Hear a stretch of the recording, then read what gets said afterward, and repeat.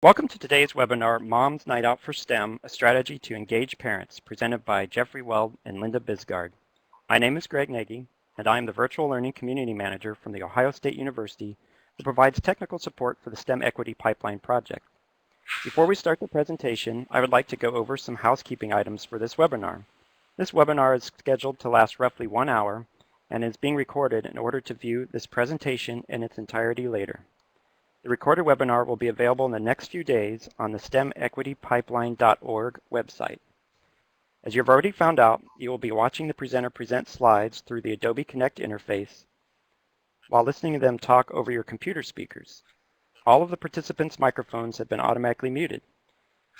You can also download the slides and other files from the Files pod at the bottom left slide of the Adobe Connect window. Click on the file you want to download, and then click on Save to My Computer button. This will open the file as a link in a different tab in your browser.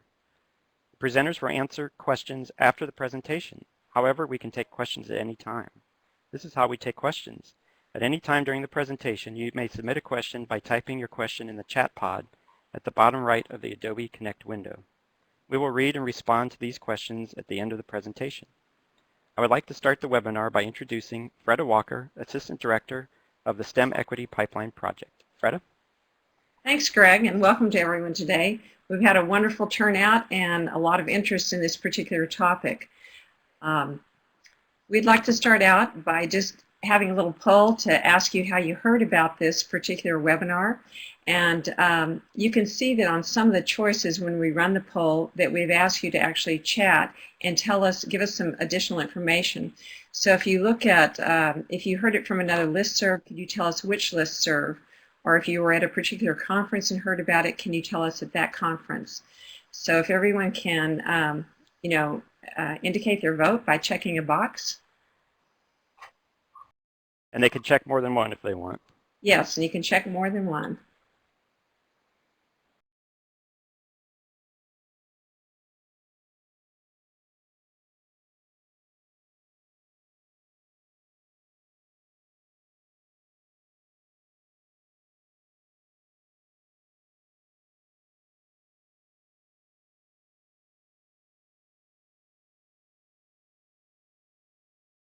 Okay, well, I think I'm going to broadcast the result, and people may still be voting, but I think everyone can then see the results. And I think it's interesting that we have most of the people, of course, hear it through our pipeline email listserv, but we also had quite a few people that had it from a colleague, so we appreciate those people who are passing on the word to others.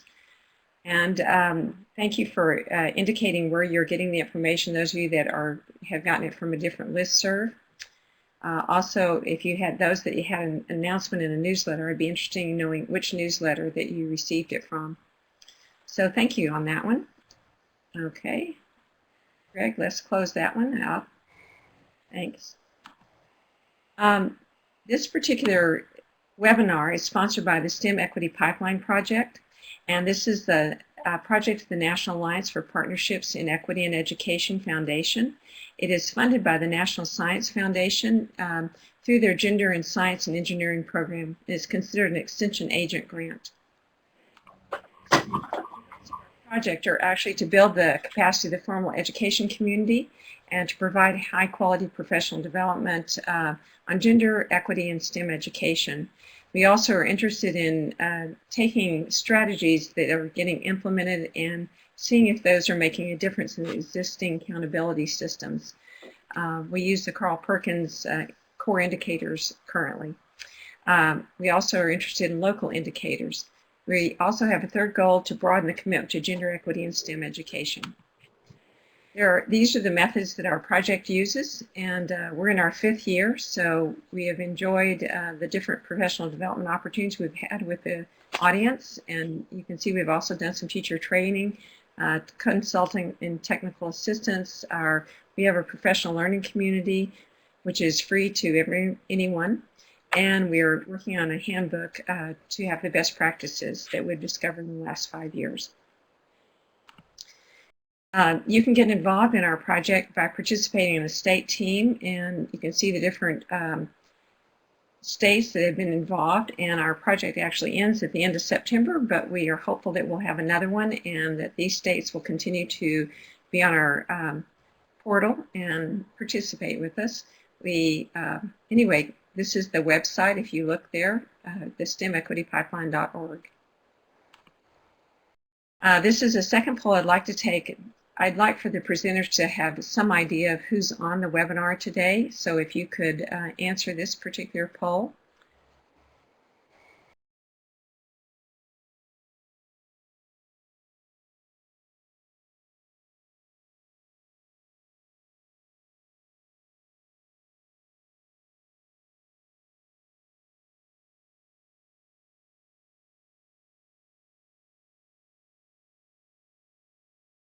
Okay, it looks like we're pretty stable. A few others are answering. I will broadcast the results, and I assume by the STEM organizational staff that it has a lot to do with people that are working at within the organization at all levels. We also have a lot of college and school administrators. Also we've got a large group that's coming from other, and so if you're chatting and telling me where you're or where you work, that would be of interest to us. I think that we're pretty good, so let's move on. You can close that one out.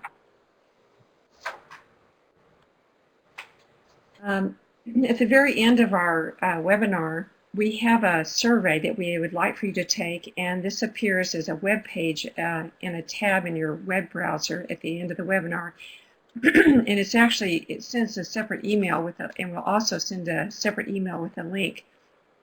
These webinars are, when we get the results back from those of you that watch them, it gives us insight as to what kinds of webinars we need to produce and whether they've been a benefit to you and your organization. Just also remember that we archive the webinars, and you can refer back to those in your registration email that you got for the link.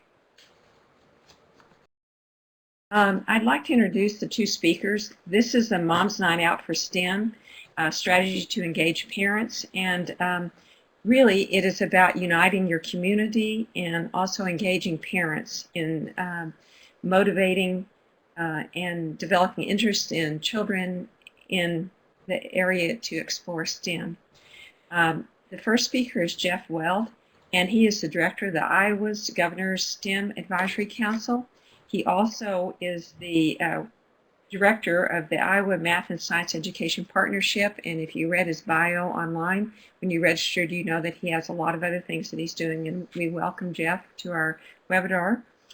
We also have from Iowa Linda Bisgard, and she is the Director of Advocacy and Collaboration for the Girl Scouts of Greater Iowa, and I appreciate so much that they have been willing to join us to talk with us about things that are happening in Iowa with parents in STEM.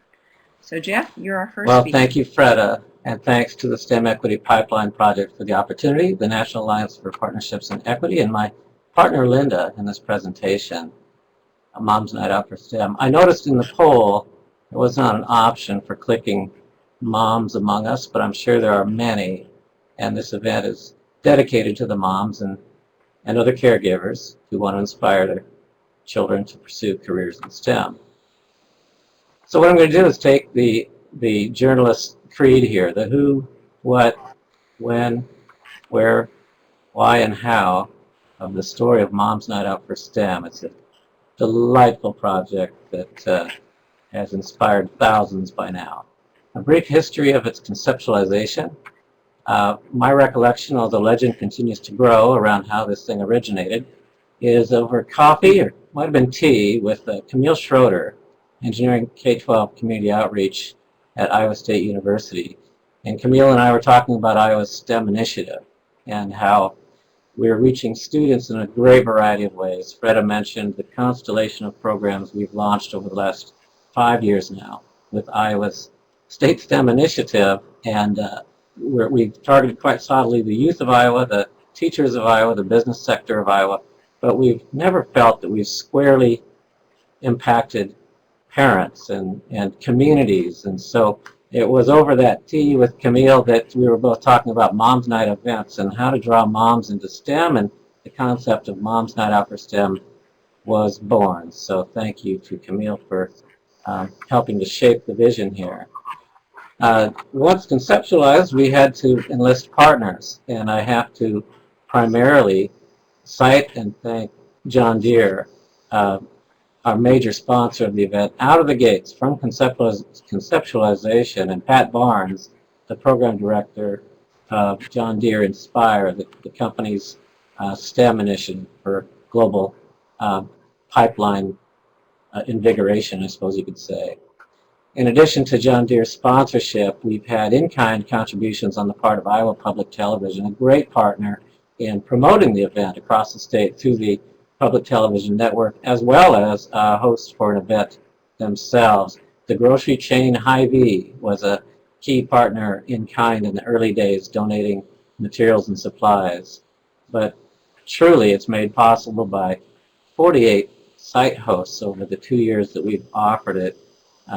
Countless local donors that have been sought out, the volunteers who have been sought out by the local hosts, as you'll hear from Linda in just a moment. And ultimate thanks goes to the more than 2,500 people who have participated in Moms Night Out for STEM over these first 2 runs, of which will hopefully be a sustainable, long-term STEM strategy in the quiver of arrows to improve STEM in our state.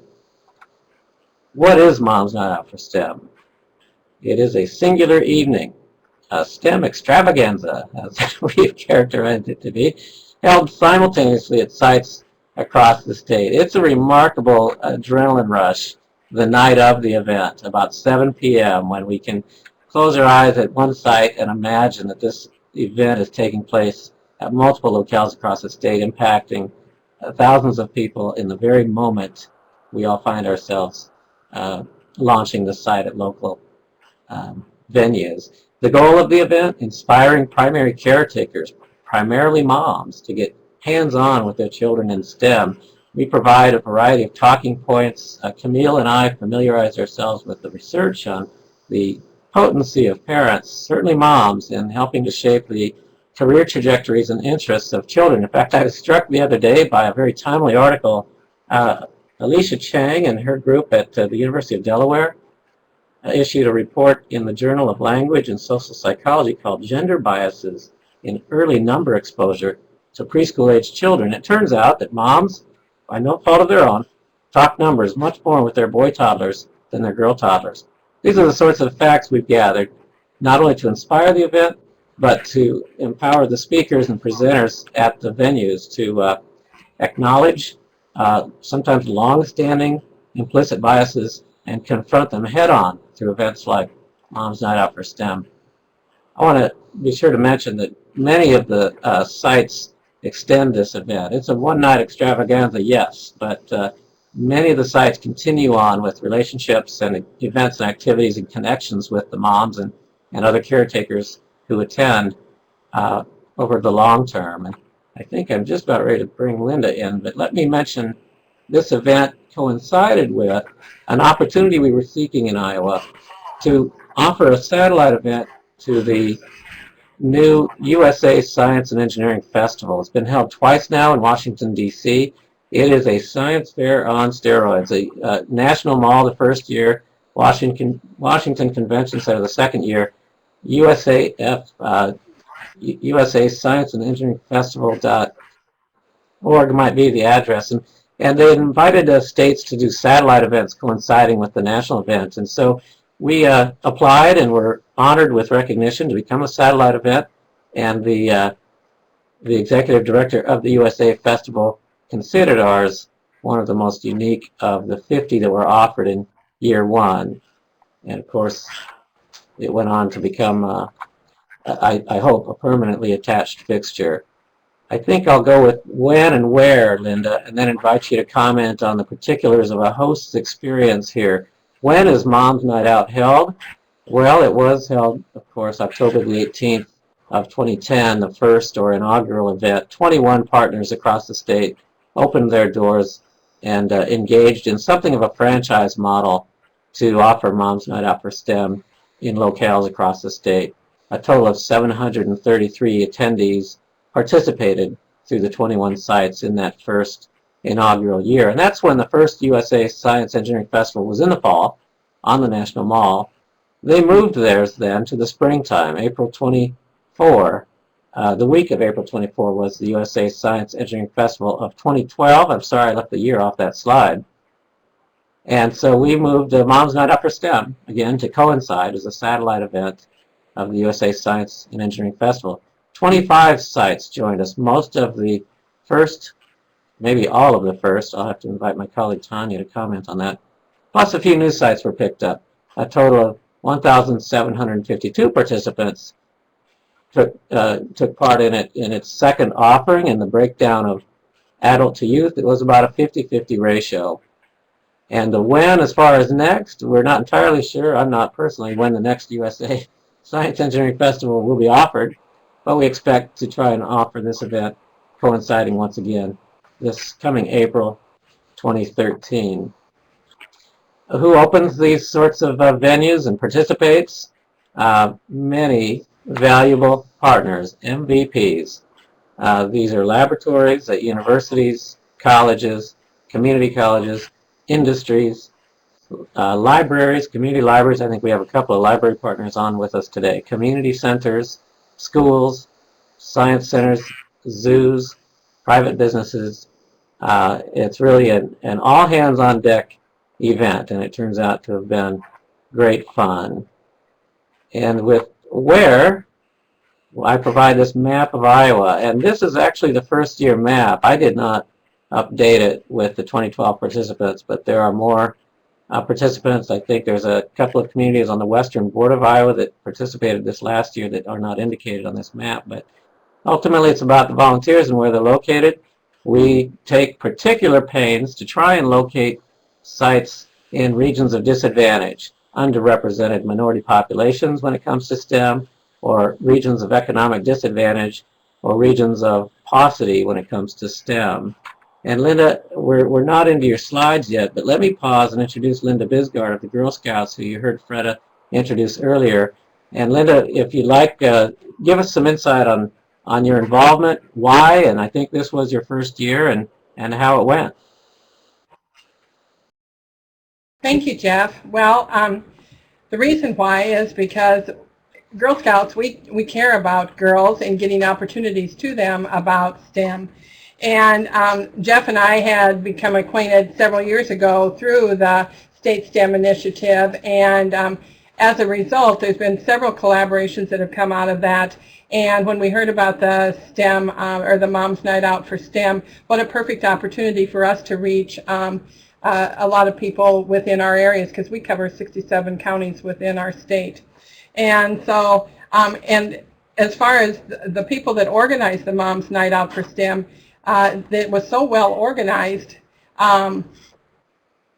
that they would give you a plan. We had a conference call, and then they sent out templates for everything. So we picked up a couple of those areas that were on the western part of our state, because we have several regional offices, and we held one within the Council Bluffs area and also one in Fort Dodge. And so then you just, and what they do is they give you the template, and then we just personalize it to the area and line up some speakers to come in and talk, and it's really a win-win opportunity for STEM and for bringing parents and getting them engaged, and also bringing visibility in the community about the issue that we all face with the big gap in the pipeline, so to speak, with STEM. So I'll defer to you, Greg, or to you. All right, thank Jeff. you. And more to come from Linda in just a few minutes as we reach the host site slides regarding Girl Scouts. So that's the where.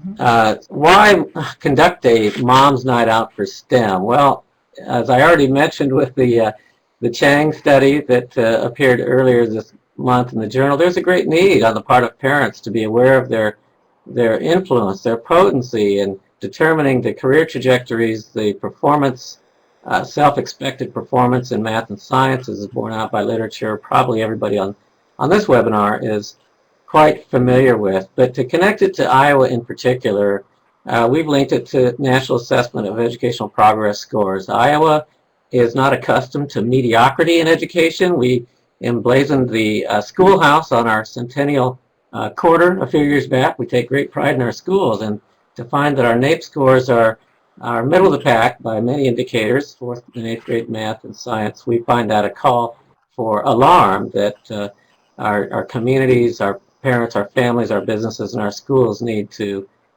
respond to, especially when you consider that Iowa's economic sector, like many of your states, is most driven by the innovative STEM manufacturing and information technology, and in Iowa the biosciences and ag sciences hugely important to our economy, and there's a scary disconnect between a career and college readiness or lack thereof by many indications and the wonderful careers in STEM that may go wanting for lack of preparedness among our youth. So these are the sorts of things that drive us and inspire us to launch innovative programs like Moms Not Out for STEM. And then I quote a couple of studies, the Cotton-Weakland study regarding parental involvement in their children's educations, nothing new to us, but I do think it's underestimated on the part of many parents who probably assume that teachers and Girl Scout leaders and community contacts have greater sway on their career choices, their class choices, how hard they'll push themselves, what self-expectancy they possess with regard to math and science. I think parents underestimate their value, as anecdotally we've learned through these events. How do we do Mom's Night Out for STEM?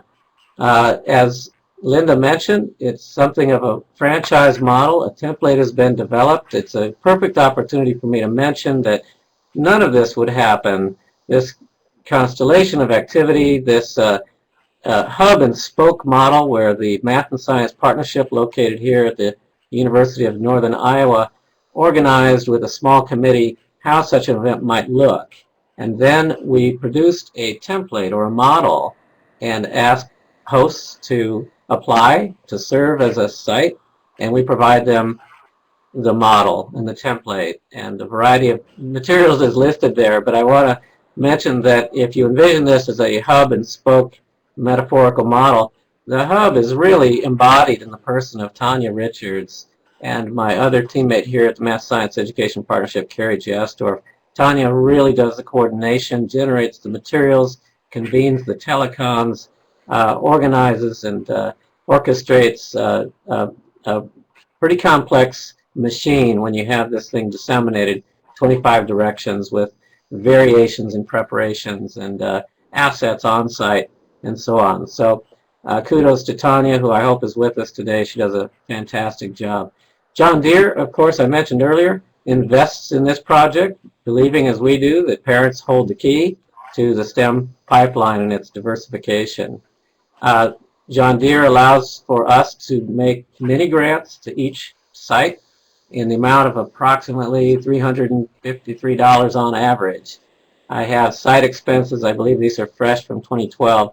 Sites ranged in expenditure as far as the mini grants concerned from $79.80 to $880. And I should say the range can be broad because I think we had attendance at sites ranging from half a dozen to a dozen at small rural locales to over 1,000 at Des Moines Blank Park Zoo. So that accounts for the wide variation in expenditure. And many of the sites are absorbing a lot of the costs of operating this event. I know there's babysitting expense, there's refreshments, there's site rental, there's giveaways, promotions, and so on that local hosts have invested that don't show up on our spreadsheets. So total for 2012, thanks to John Deere, a $7,064 investment in Mom's Night. Remarkable bang for the buck when you consider 1,700 people showed up, and we've been measuring the impact of the event, which shows transformation. Although the literature is thin on one-hit wonders making a big difference in the lives of people, Mom's Night Out for STEM seems to help people turn a corner, and I'll mention how it happens to do that in just a moment. But Tanya and the planning team take great pains to recruit partners across the state, making this event known to people who might be appropriate sites. We do create templates such as a schedule. I'll give you a quick rundown. We estimate a 90-minute evening. Some have altered that 90 minutes to 60 or 120. We build in a social time. We like to offer babysitting, refreshments, and small talk with local STEM professionals. We suggest a keynote, and we try to coordinate keynotes.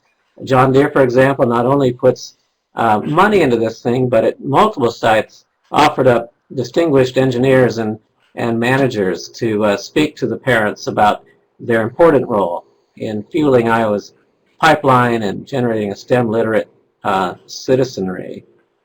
We provide a variety of hands-on possibilities. We ask that after the keynote or before the keynote or somewhere in the evening there be a hands-on activity for the moms. And we suggested that they sequester the children from the parents so that parents can completely immerse themselves in almost being a kid again and delving into the STEM. You'll note in some of these photographs parents actively engaging in experiments, and we feel like it's an important relief for them that we find another room or somewhere to take the children for their own STEM experiences, at least part of it. And we've allowed sites to morph that dimension. Some mingle parents with children, some segregate the parents with the children, and we try to study the effect of both alternates so that we can make an informed recommendation. After the hands-on experience, we provide a bag of resources. We encourage each site to gather local resources that they can provide to parents with regard to clubs and scouts and after-school opportunities and robotics and venues where STEM is enjoyed in their regions, so that they leave armed with additional information to continue their STEM advocacy with their child. Tanya and our team work hard to help folks at the local regions with promotion, radio spots, posters, postcards, press releases, and a lot that goes on behind the scenes. We maintain a central registration site for the benefit of all the sites so that we have one URL that all citizens can log into and register and indicate which site they'll be showing up at so that we can inform the local host to expect X number of people based on the central registration site. And we do conduct evaluation. We do a post-survey of attendees and of hosts and generate an annual report for John Deere, which we'd happily make available to others who might wish to see it. Linda, let me pause here and invite you to comment again regarding how well we do as a central coordinator in helping the hosts pull off this event.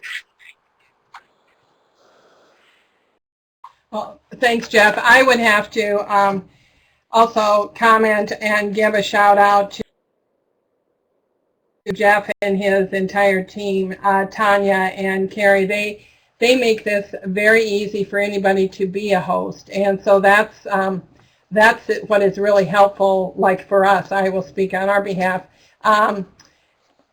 They send out the templates for everything. They also make the flyers and personalize them to your area. Once we had a speaker secured, then they could post that. We lined up setting up a lot of the radio spots and PSAs and stuff like that, and then we kind of did it to our personalized it to our own region.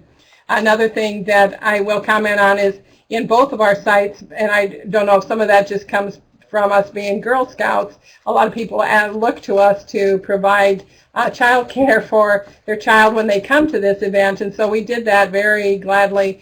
And we had the kids in another room doing an activity while the moms were doing some similar activities, and it does give them an opportunity to really experiment with that. And then in one of the other sites we had we actually had one site, we had several speakers that wanted to be a part of this because the community really does care and they want to get the information out about STEM in their community. So we had somebody come from one of the colleges, a couple of them from the colleges, and one came and showed how you could get online and do a program with your kids that is STEM related and to encourage them. Because, and I'll just reiterate something that Jeff said, it's so valuable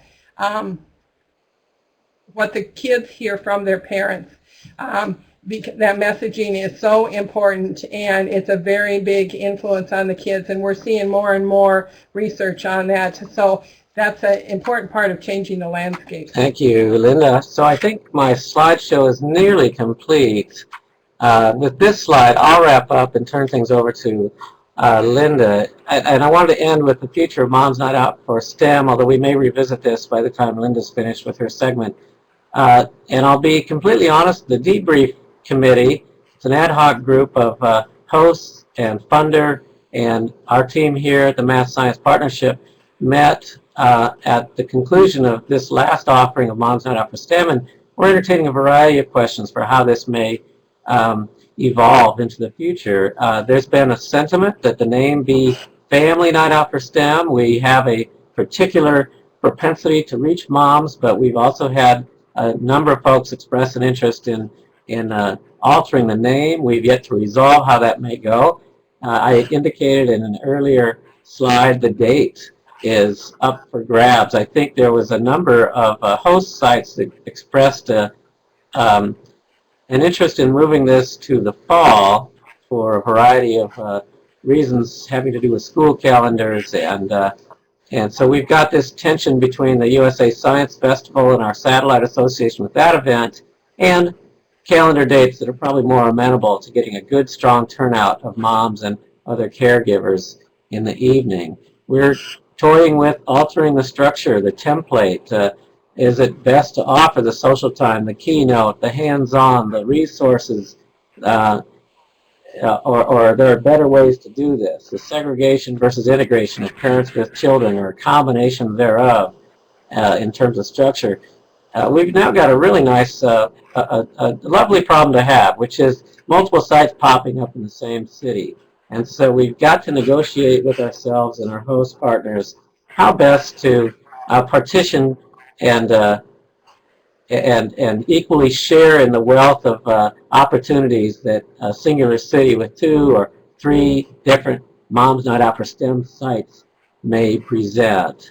And then, of course, we're always thinking about sustainability, as everybody does with funded programs. I'd love to think that John Deere and Pat Barnes will continue to invest in Moms Night Out for STEM for decades to come, but we know that that's a hope, not an assurity, and that we'll probably need to be coaching our hosts to continue to examine locally sourced funds and more of an eye toward sustainability. I want to cite that this slide you're viewing now features our Lieutenant Governor in the red jacket, Lieutenant Governor Kim Reynolds. She actually spoke at 2 Moms Night Out for STEMs this last April in a whirlwind fashion characteristic of her. She blew into the Blank Park Zoo, and then she blew over to the Science Center of Iowa, both located in Des Moines, to serve as their keynotes. And she has been recognized by STEM Connector, the national organization, as one of the 100 women leaders in STEM across America, along with NAEP Executive Director Mimi Lufkin. So it's a great company, and she's a great leader, and that's a John Deere engineer she's next to, who I think was corralled as a keynote at one of those events as well. So that's Mom's Night Out and its future, and it's still in the evolving stage, so input is most welcome. And I know we're also perpetually in sharing mode. If anybody would care to communicate with Tanya or myself or Linda, we'll be sure to share contact information at the conclusion of the presentation. So with that, back to you, Linda.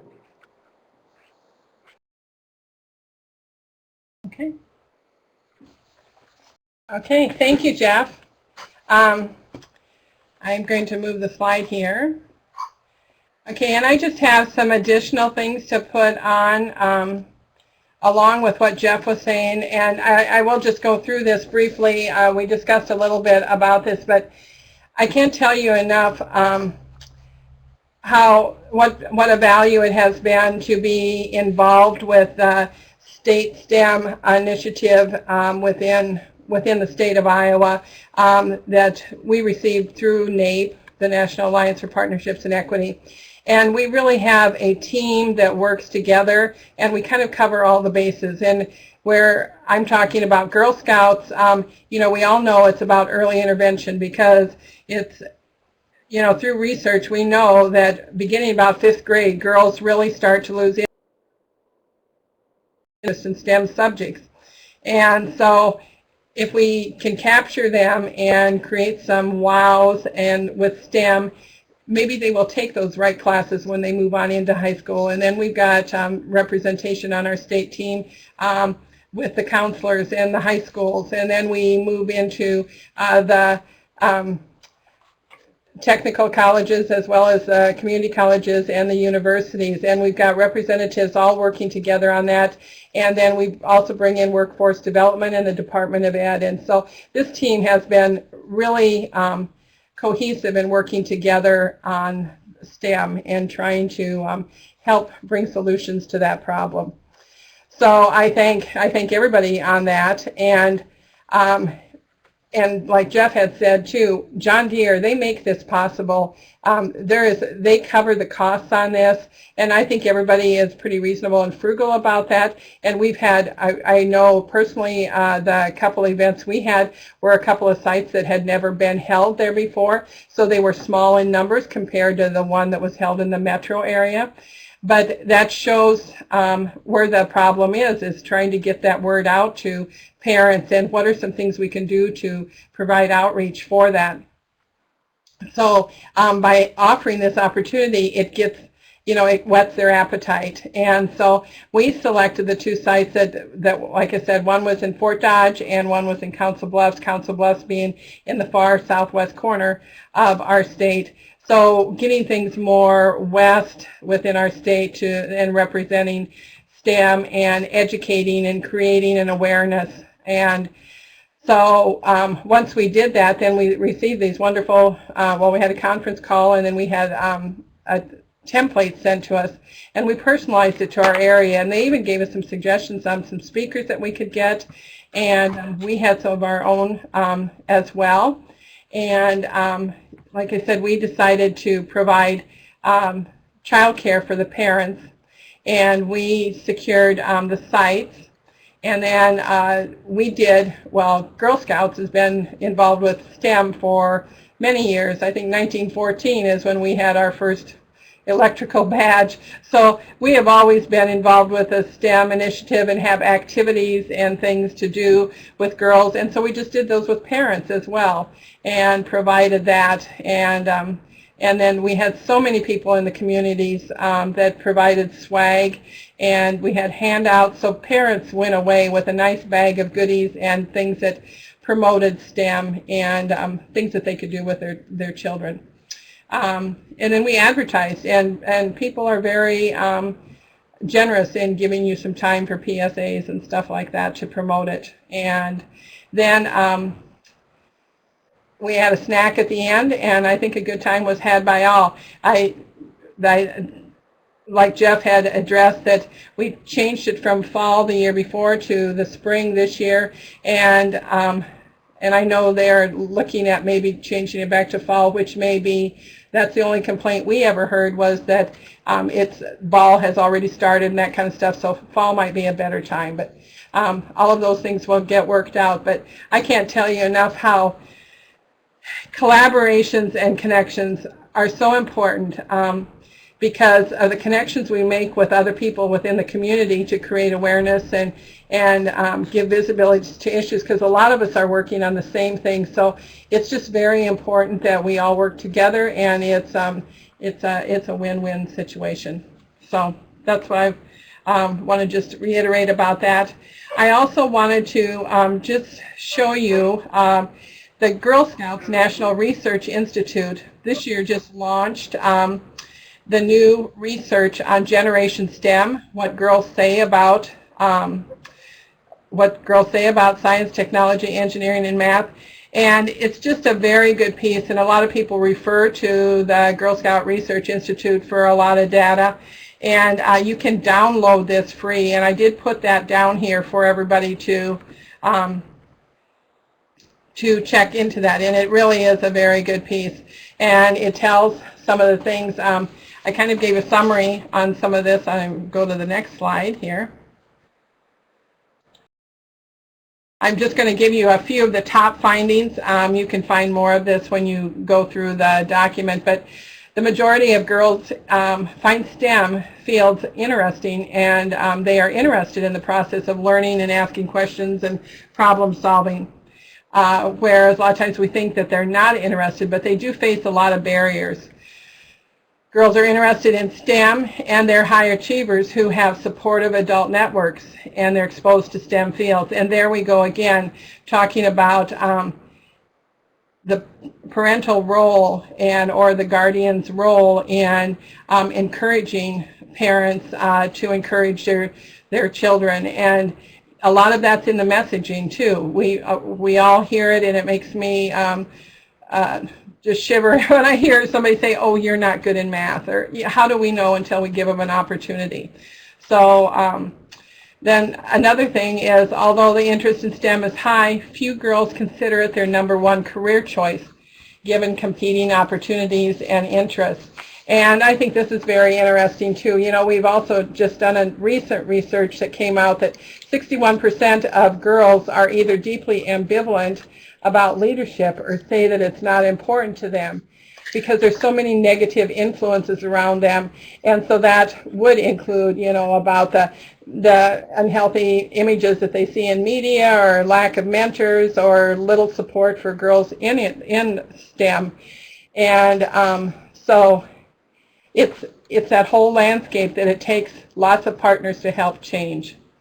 And then the fifth one I wanted to acknowledge was the African American and Hispanic girls have high interest in STEM and high confidence in work ethic, but have fewer supports, less exposure, and lower academic achievement. So in summary, girls are interested in making a difference in the world and need more STEM exposure. And they need to be shown how in their lives, how they can change other people's lives through STEM fields, and they can achieve this through goals now and in the future. And it's so important to have good mentors in STEM for that.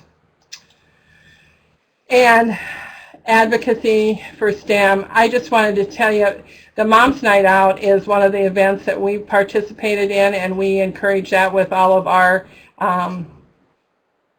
volunteers as well. This is a hands-on collaborative learning opportunity, and I think we are a good venue to get this out as well, because we are in every community, every zip code, so it's a good way to advertise and help reach other parts of our state with that. We also have another thing that does encourage parents to get involved with their kids, to be engaged with STEM, and we have an event that's called BIG, which is Believe in Girls, and we've had it for 2 years now, and it's just a big opportunity that's a lot of fun. And we've had like about 2,000 in attendance at this one-day event, and it's kind of similar to a career fair day, only it's more focused on science and technology and engineering and interactive activities for the kids, as well as breakout sessions. But the parents attend with their kids, so they get like a little taste of everything. And that's been a real positive. We have speakers that come, and it's a real confidence building and kind of a skill building thing for the kids. And then I did want to throw in too here, because Jeff he's the executive director with the governor's STEM initiative here and in Iowa, which there's another group of people that have been working very hard to make a difference with STEM in our state. And this year we had the first time ever Governor's STEM Extravaganza Day at our state fair, which was very successful. I think we had several representatives from across the state doing hands-on activities with kids, and we were set up in tents at the fair. So those are some other things that we've done that brings parents out to get involved as well. And a couple other things that we've done specifically geared towards STEM through programming with our girls is we have a Geek Squad Academy that's a couple days, and that's in partnership with like Best Buy. and the girls learn how to put together a computer. And we've had NASA Day for the girls, and first Lego Leagues, which Camille Schroeder, which Jeff mentioned at the beginning, helped us with getting things set up with first Lego Leagues, and we have several all-girl Lego Leagues. And that is all made possible, too, as well. John Deere is one of the businesses that's very front and center about helping to fund or provide mentors for this. So is Rockwell Collins. We have several businesses within our state that are reaching out and trying to be part of this solution. So I know I'm probably missing somebody, but we just have a lot of people to thank. And I did want to just mention to you, there's some resources. There's a STEM advocacy brochure that you can download. I think Greg referenced that in the beginning, that there's several down in the files on your left-hand corner. And this is an advocacy brochure that I had worked with Iowa Workforce Development this year to come up with for Iowa-specific data about STEM within our state and how Girl Scouts is trying to make a difference with that. And so there's just a lot of interesting statistics in that. And I'm not going to read that to you. You can certainly download that. And as well as I referenced the Generation STEM, the Generation STEM from the Girl Scouts National Research Institute. And there's a summary, and there's also an adult sheet on things that parents can do, adults can do, and things that girls can do that are kind of some tips that you can use. So I have included some of them. And we reference some of our journey material. That's the curriculum, and one of them I've referenced here is It's Your Planet, Love It. So there's a lot of things, if you were not aware of, now you are. And I just guess I want to end by saying, you know, Girl Scouts, we really do have a long history of encouraging girls to participate in STEM. We're in every community, we're in every zip code, and we care about the issues that girls face. And we support any collaborative efforts to improve the lives of girls. And we all know, and it's a saying that we say, that if a girl succeeds, so does society. And I think that's true across the board. So that would be the end of my presentation, and I just want to thank everybody for making this possible. And I'm going to refer this back to you, Greg, or Jeff, and if anybody has questions that you want to ask us. This is Freda Walker again, and I'd like to ask both of our presenters to turn on their webcams so that we can have some Q&A. And I would encourage anyone that has questions to use the chat function. I have put the questions over in the notes, and so I'm going to work from those notes, Jeff and Linda, so that you know. I'm going to start with Jeff. You referenced an article by Chang. Oh, sure, yeah, it's right here to my left. So it appeared in so can you give us a little more the most information? recent issue of the Journal of Language and Social Psychology, and it's titled, Gender Biases in Early Number Exposure to Preschool-Aged Children, lead author Alicia Chang.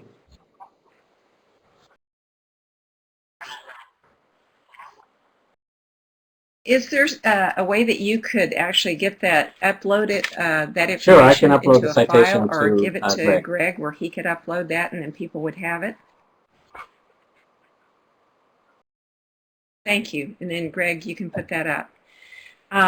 The next thing is that we had a question about what grade levels were involved in the Mom's Night Out. I'll start by saying that the planning committee took this up pretty early on. What age level should we target? And by the way, when I speak, I want you all to imagine that I think it's a Verizon commercial where that fella is out in front of an army of technicians and clerks and salespeople, and when I speak for Mom's Night Out for STEM, I feel like there is this army that I am speaking for and grateful for the partnerships that Linda mentioned. But a subset of those people was a planning group, and the planning group considered the literature in shaping this event and the oft-cited and well-known statistic that decisions and attitudes about STEM form early on, sometimes earlier than we would imagine, as this Chang article cites. It can be toddlers. So elementary age is the target audience, and if I had to parse that further, I'd say early elementary, first, second,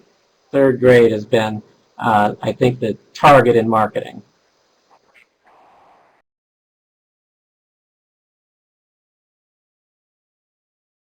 That's right. And so the promotion you're takes targeting place through parents of schools, children of that aiming at age teachers of with those some of your grade levels Mom's Night too. And Linda Mom's probably Night. has more to add with regard to who they approached and how.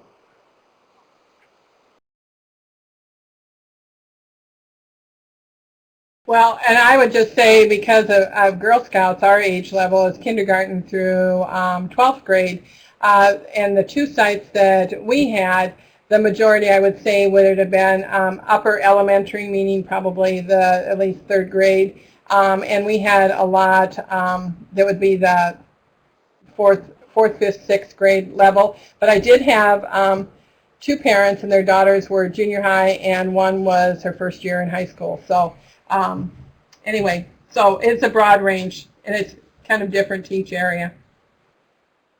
Thank you. And I want to go back to the article, and just so you know, Ben Williams has posted that article, and maybe, Greg, you could pull that PDF and put it over on the file side for us.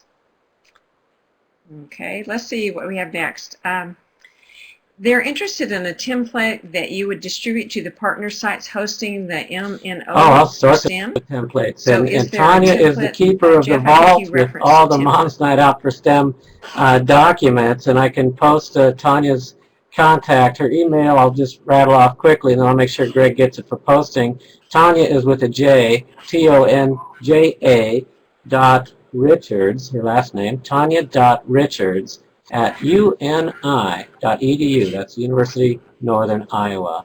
And one thing I think we'll probably touch base on after the webinar here is he or she who pays the bills probably owns the project. So I feel like I need to touch base with John Deere with regard to, I saw somebody else asked a question about consistency or template adherence if this were to expand. And we've had a lot of talks about how tightly to control message and model, and on the one hand, not any of us being prone to control freak behavior, but on the other hand, a model that's built something of a brand that's funded by a major corporation, and to keep our sponsor happy, we'll probably want to visit our sponsor about how much leeway, freedom, and out-of-state investment John Deere is willing to make.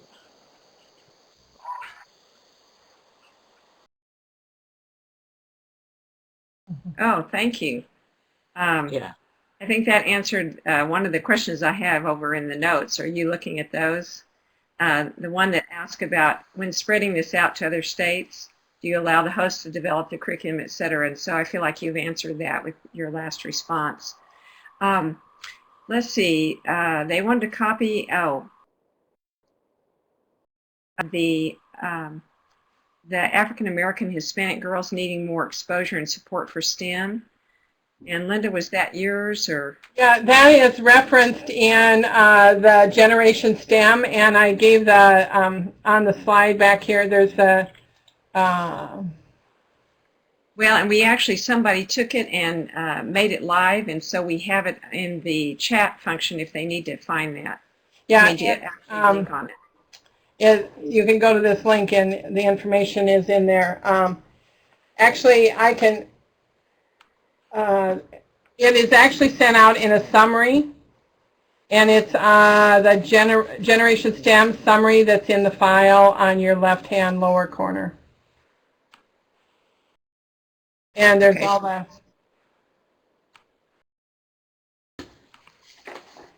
Thank you, Linda. I'm going to go back up to where we are. I think the next one has to do, it says the challenges that we need to build evidence-based practice that are culturally relevant in addition to raising awareness of race, ethnicity, and gender intersectionality. A good reference, this is a reference that people might want to look at about swimming against the tide, African American girls in science education. So that would also, I think, dovetail with what the reference Linda has given you. Let's see. Can you speak to what assessments and evaluation metrics? I can. I wish I had the evaluation report open. I figured that might come up. There was a national study conducted 3.5 years ago that may come to me by title that assessed parents' attitudes about STEM through a survey. We modified that national survey to use as a post-event evaluative survey here in Iowa with all participants. We get maybe a 30% response on it. Statistically robust, but I wish it were stronger. And we purposely asked the questions of the national study, although I would reshape them given license to do so, so that we have a national background to compare our findings to. But the questions wouldn't surprise you. Gauge your child's interest in STEM before and after. I think retrospective post-survey has been recently popularized as opposed to the pre-post survey as equally valid and reliable. So we ask post-event questions about the parents' knowledge of STEM opportunities for their kids and the parents' hopes for their kids' pursuits of advanced coursework and eventually careers in STEM. And we do see modest gains across measures among participants with regard to new information, new opportunities, as well as new insights about how to best steer their children into the STEM fields. I should say the kids themselves are not tested, measured, or surveyed by us, maybe at local events, but we don't know how the kids are changing. We're just watching the transformation of moms and other caregivers.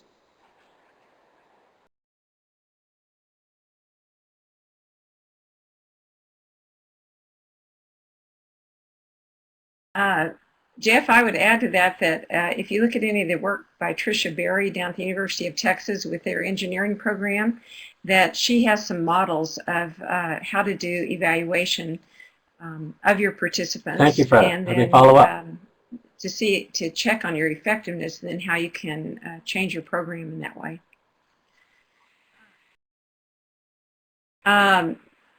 The next one is a question that says, what information do you have to help home educators? And of course, we've been in the formal education system and also community-based organizations.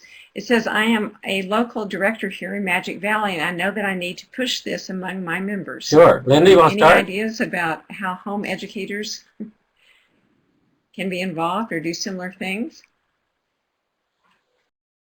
Yeah, well, I was going to say, first of all, you can contact your local Girl Scout Council and see what some of the STEM initiatives they have going in your area. And there's other community-based organizations that also participate in this, just as they did in Iowa, because there's probably other people that have brought a coalition. You know, Iowa is one of 42 U.S. states that I'm aware of that are currently attempting a statewide STEM reform initiative, and I would guess all states that are engaged have websites similar to ours. If you want to pull materials from Iowa, feel free. This website is iowastem.gov, and one of the tabs is parents, teachers, students. So homeschoolers will find plenty of resource material at that website.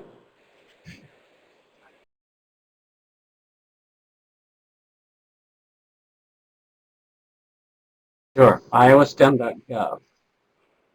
And could you give that link to Greg so that he could upload that, or if someone can do that?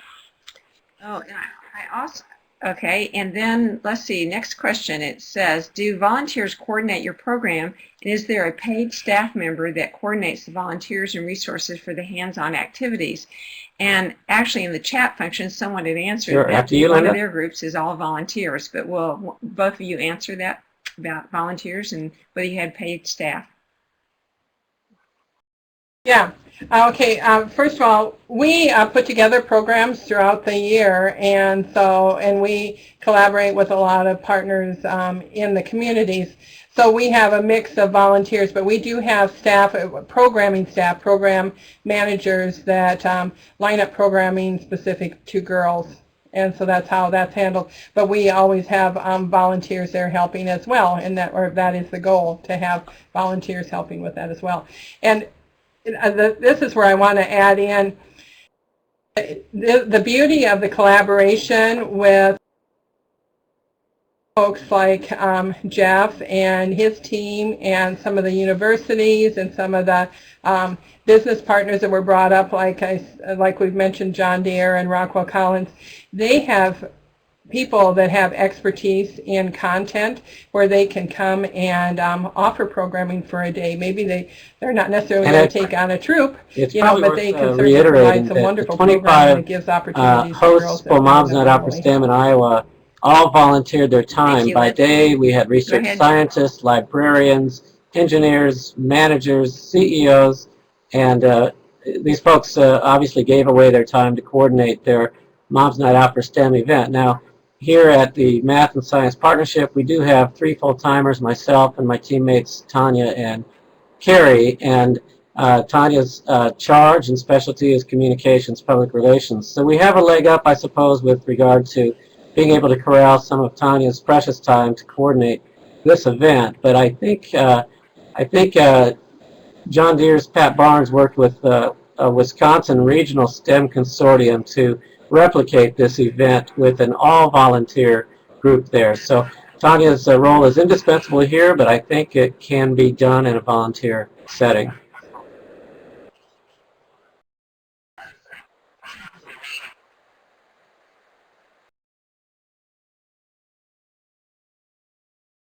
Thank you. I cannot think of the name, but I can get it to Greg in the event these folks don't mind me posting it. How that went off with the volunteers, or how effective it was?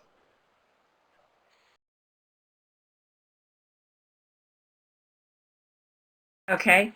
And just to let you know that someone has helped me out here. I appreciate this chat function that they have given the Tricia Berry's website and her project there. So I appreciate that. And also we have a webinar, an archived webinar on our STEM Equity Pipeline website where you can actually, where she tells about it. And it's 2 webinars.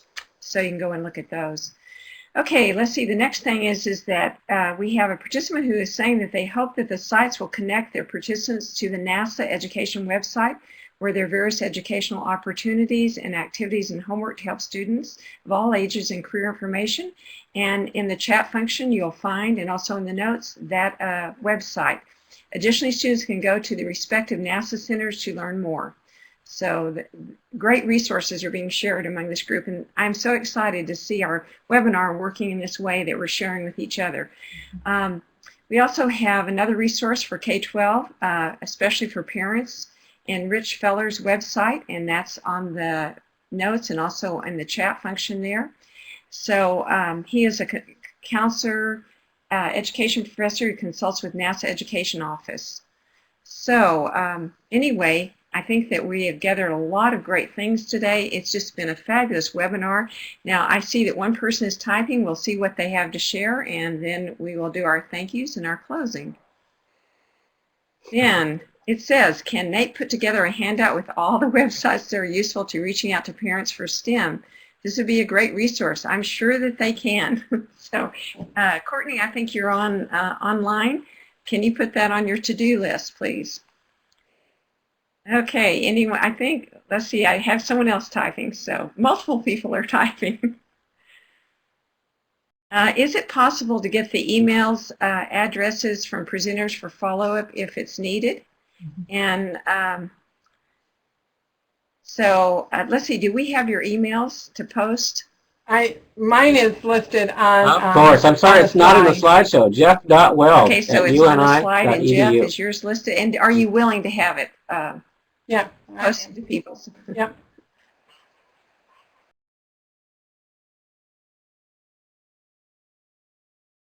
Okay, and Greg, could you put both of those up, please, into our chat function for us? I'd appreciate that. Okay, I don't think anyone else is typing, and Courtney says that they'll put together a resource on this. I'm so excited. Also, I'd like to share that we collaborate with the Parents Magazine, Career Magazine, and it has a lot of information about tips for parents and careers. We hope that sometime in the future that we'll actually be able to have them on to share the things that they know. So let's see, is it possible to get emails? We've got that. Yes, we've followed up. I think we've done everything. So I just want to thank both of our presenters, and especially all the work that they did ahead of time and working with Greg and with me to put on this webinar. I'd like to thank Greg Nagy. And Greg, you're going to tell us what's going to happen next for us. Is that right? Yes. Okay, you're on. Here, let me put my webcam on too. Put your webcam on. Okay, well, thank you all for joining us today.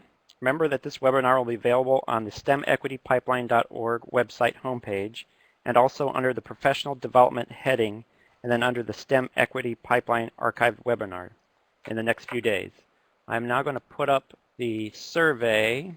Let me turn this off and pull the survey up.